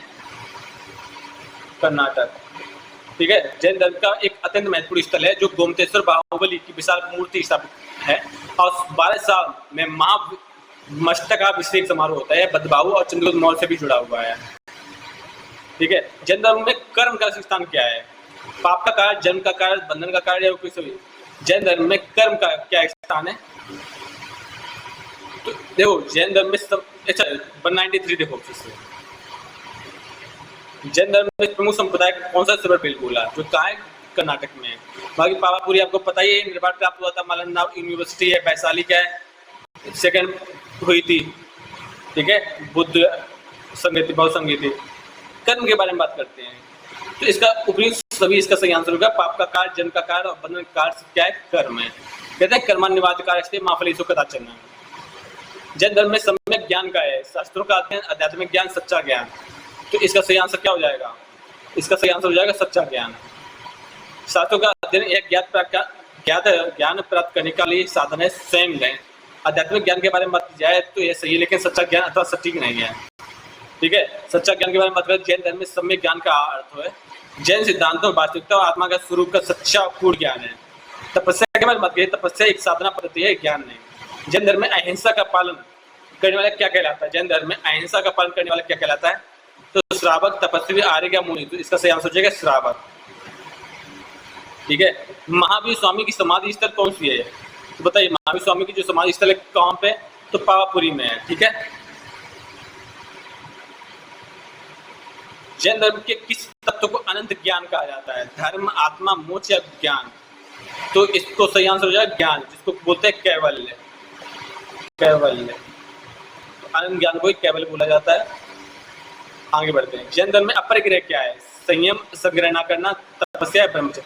अपरिग्रह का मतलब होता है संग्रह ना करना किसी भी वस्तु का संग्रह ना करना इकट्ठा ना करना। जैन धर्म के अनुसार संसार से छुटकारा पाने का अंतिम अवस्था क्या है जैन धर्म से के अनुसार संसार से छुटकारा पाने का अंतिम अवस्था क्या है तो निर्वाण समाधि मोक्ष या ध्यान तो इसका सही आंसर क्या हो जाए जल्दी से कमेंट बॉक्स में लिखिए क्योंकि आज का अंतिम क्वेश्चन है।